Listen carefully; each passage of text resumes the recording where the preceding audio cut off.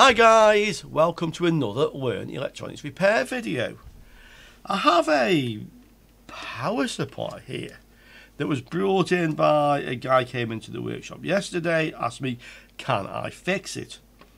So, I wasn't really sure exactly what this is, but he tells me it's from an automated garage door system. So this provides power to the system. It has a TV camera or something like that on the entrance, and this basically powers everything. So I don't know whether it's from like remote viewing that somebody, maybe this is in a hotel or apartment complex where somebody's watching the screen. I don't know, but that's what it is. So he says basically the on light used to come on and now the on light doesn't come on. And this is what we have inside it. And when I first saw this, I thought this is a bit of a strange thing, because we appear to have a linear transformer here. And we have a switch mode power supply here. So MOSFET, this is the bridge rectifier, this is the actual switch mode transformer. It says 18 volts at 1.5 amps. 12 volts AC at 1.5 amps, so DC and AC output from that. And then underneath we have a little controller chip for the switch mode, and we can see this is the divide between the high voltage and the low voltage side. And my first thoughts were, well, why? Because you already have a transformer here that is isolated from the main, so what's all this for, and why is this on the high voltage side? And that puzzled me a little bit until I had a closer look at the top of it. So it's saying here 230 volts input, output 18 volts DC, the symbol, and 12 volts AC. And this here is actually marked as an AC output, and this is marked as a DC output, plus or minus. So without checking it yet, I think this transformer, in fact the cables come down here, the secondary, this must be just generating an AC output from the mains. And then this must be taking the mains through this bridge rectifier and the large capacity 400 volt. And this is a DC supply, a switch mode. So what we have here really is two power supplies. So that's what we've got to fix. Let's see if we can figure out what's wrong with it and if we can fix it. There is more than one way to go about this, really.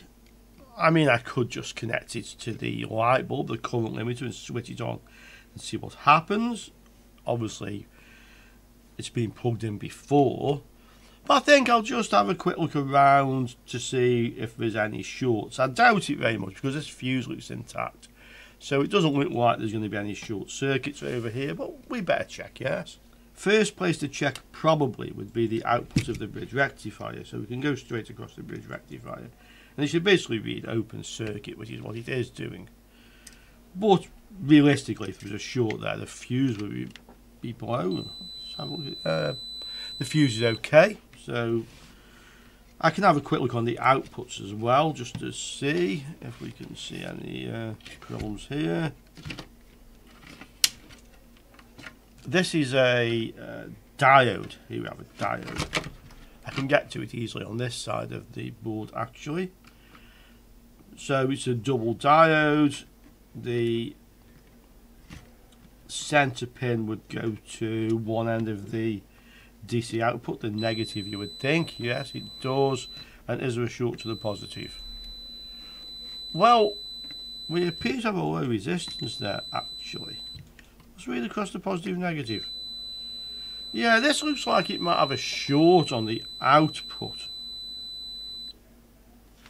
Definitely that needs investigating. I wonder if it's a short circuit diode. Let's have a look. Well, it's not exactly short, but there's a low resistance there.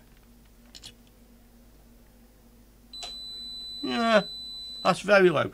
You wouldn't expect to find that on the rectifier diode on the secondary of this. So it may be actually without even plugging this in, I've determined where the problem is. The first thing I'm going to do is remove this diode, and then let's have a look to see if it actually is short. And if it isn't, we've then isolated the transformer winding from the rest of this circuit, so it shouldn't be too difficult to figure out where the problem is. Okay, I'll get the desoldering tool ready. Let's add a bit of leaded solder. This is new. Somebody gave me this who no longer does soldering work because his eyesight's not up to it anymore, he says. And I don't know if you've noticed, guys, actually. Look at AliExpress. It seems to be getting a bit harder to get leaded solder these days, especially in the narrower gauge. Yeah, so maybe I've already ordered a couple more off AliExpress, but I'm thinking now I'm stocking up on leaded solder. I'd be interested to know if any of you guys are also noticing that as a problem, and if so, I suggest, you know, over the next, you know, however long, just gradually stock up with leaded solder so you've got plenty of it to keep you going. Assuming you use leaded solder because it works compared with the lead-free stuff. Anyway, this stuff seems nice. Wuppertal or something. Okay, I've added some decent solder. Let's get the desoldering tool and remove this diode, and then we can have a look.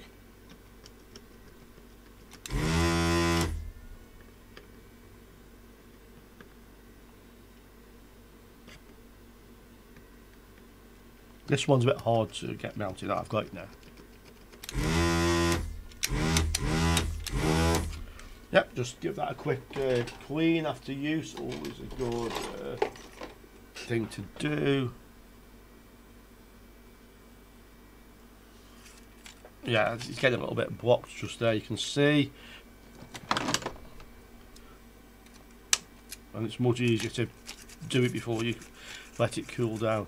If you do block one of these, by the way, and it's cold, the way I unblock it is I put the temperature up to maximum and get up to its maximum temperature.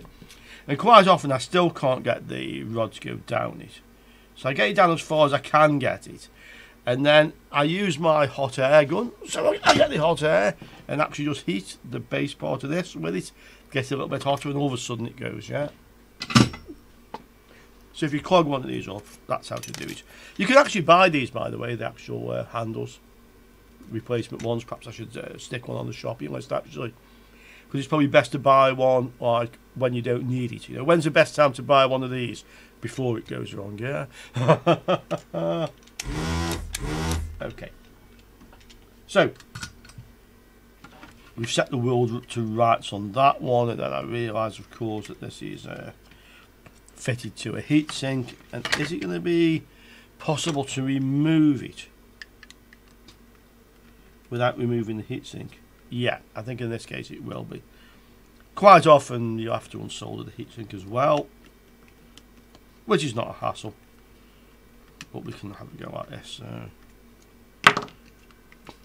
Sometimes I also find that works a flat blade screwdriver when you're coming in at a bit of an angle onto a crosshead screw, often works better. This has a little insulated washer, if you want to call it such, behind it. There we go. So obviously we need to make sure we put this back on. There's our diode. Let's have a look to see what the test meter says about this. So we go to diode mode. Although if it's short, we'll find that out anyway. Well, let's see. No, it's not a short. Oh, it is short. Okay. It's short on one side. Yeah. And the other side isn't short. Actually reads like a junction.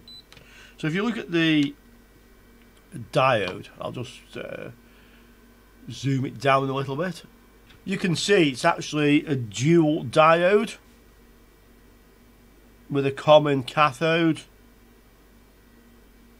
So that should read open. The other way we should see a diode junction, which we do, yeah, 0.279. It's a Schottky diode. And this side should be a diode junction, and it's short. So that's what was wrong with it. We can look up the part number, but I'm pretty sure I'll have some equivalent to this. Really, any Schottky diode of sufficient voltage and current rating will be fine. These little black things on here are ferrite beads. They effectively act to reduce noise spikes, and we need to take those off this one and put them onto the replacement. Let's have a look at the datasheet for this one, and then let's see what I can find in my stash of salvaged bits and see if we can repair this one. Part number MBR 20100. I bet it's 20 amp 100 volt. Let's have a look. In fact, this actually is a 100 volt 20 amp diode. Maximum rating per diode leg on volts and amps. So it's effectively 10 amps per diode, if you like, 20 amps in total. So that's what we need to replace. I'm not sure I'd actually have one of these in stock, but let's have a look, see what I have got and see if I can find something we can use instead of this. Here's my little stash of small bridge rectifiers and diode matrix. So I don't keep these in any particular order, I just put them in a bag together, and then I don't have so many, so I can have a look through to see if I can find something suitable. So let's have a look, see what I've got in here. These are pretty much all salvage. These look like they might be new. Okay, so I've obviously bought some of these at some point or other.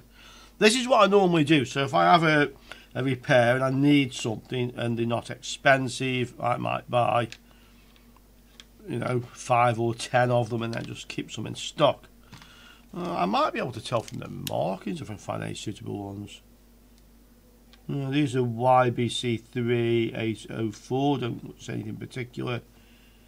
So I think probably I'm going to have a look through these. I think it's a single diode. So yeah, I'm going to have a look through these to see if I can find anything that I think is suitable. Give me a few moments. Okay, I found 3 devices in my stash that initially look like they may be suitable replacements, but only this one really matches the original device. So this is 20H100CT high voltage power Schottky rectifier, common cathode, and it's the same rating, 2 times 10 amps and 100 volts. So I'm going to use that one.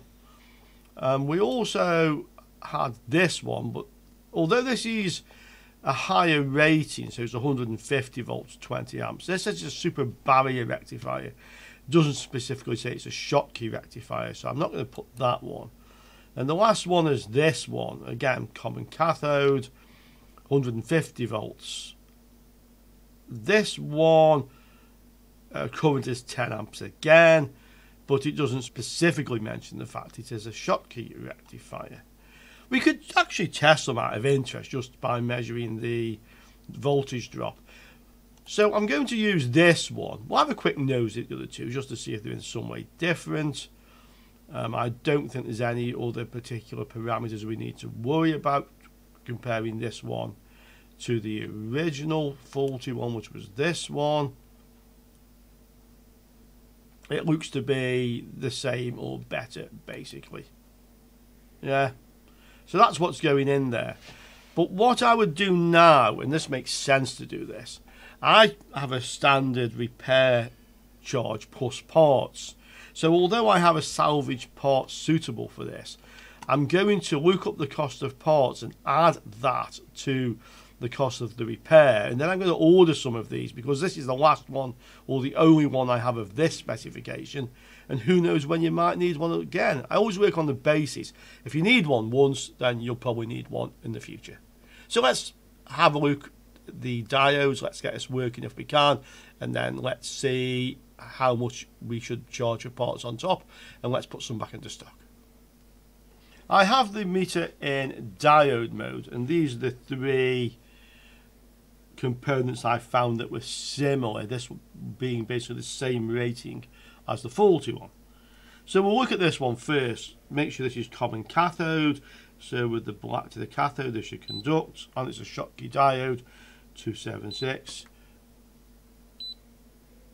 275, and it should read nothing across here. So that's the good one, and that's what will fit. These are the other two which were likely candidates. Let's have a look. Well, it reads like a Schottky diode. This is the FCH. This is the 10 amp, 150 volts, the fast, whatever they called it. Rectifier diode or something. That reads like it should work. And this is the other one, the barrier rectifier. And this actually reads lower. Yeah, lower. It should read nothing that way. So I suspect we could probably get away with one of these to push. But this is the one that's basically the same. So let's put this one in. We'll take the little beads off here first. And then let's see if this is now working. These shouldn't be too difficult to get off here. I'm sure it would work without them, but the fact they fitted them on the original design must mean they fitted them for a reason, yeah? I mean, I'm sure they don't fit stuff for nothing. So, a little bit of glue on there. Let's see if I can get this one off. That one's come off easily enough. Let's try and get this one clear. And obviously we'll need that as well. Yeah, it looks like I can get down this side of it a bit easier. It's just held on with some sort of glue. I'll probably come flirting off now. Thought that would happen. However, it bounced quite nicely and I have it. Okay, so we can just put these little ferrites back onto the new one.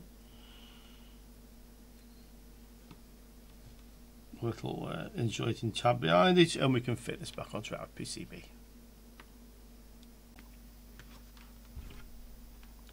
I've soldered the replacement in there. It's fastened back to the heat sink with a little insulating tab, and as you can probably just about see, the two beads on, which I held in place with a little bit of adhesive. So let's power this up now and see if it switches on. Or actually, in fact, let's just take the other step and make sure we don't have any shorts now. So I'm on continuity mode. Do I have a short across the output? No, the short's gone now. So I'm fairly confident, unless something else is damaged on here, this should work. Let's see. Of course, now I've said I'm confident, that's tempted fate, yeah? I've just connected an IEC connector with the main supply, so I can plug a lead into here. We have marked on here, and you can probably see down here, is live and neutral. This is earth, which on this actually doesn't go to anywhere, it's not earthed. But in the case of my workbench, which runs from an isolation transformer, I have no earth anyway. So I can't connect that, but it goes nowhere. This one here goes around to this place here where nothing seems to be soldered, although it looks like something maybe could be soldered there. And I'm not really sure exactly what that pin is doing. It just goes to here where it says Alpha Live. But it doesn't go anywhere, basically. I mean, we can see from the main supply coming in, this is going through the fuse and this is the neutral, and these go to the bridge rectifier. The fuse is there, and no doubt the bridge rectifier is over there, so they will go down that way through the filter coils and they go to the bridge rectifier. So that's definitely live and neutral. We can see where they're actually going. So let's just stand this into its base. Let's just power this up and let's see, first of all, I guess, if the light comes on. I'll connect it to my current limiter anyway, just to be sure, and then we'll see what it does. That's ready to go. The light bulb is up under here, what some people call a dim bulb tester. current limit or light bulb limit, or whichever you like. So that might just flash once, so it may hardly come on at all, because I wouldn't imagine this is going to draw much power. But let's see what happens. Well, it flashed once and the on light is on. Okay, so this power supply appears to be working now. I probably can't test much more on this. I guess I can measure the output voltages. So I'll put it back together and we'll just check the output voltages or the rated voltage. Now let's give this back to the client and he can connect it back to his door system, and let's see if it works.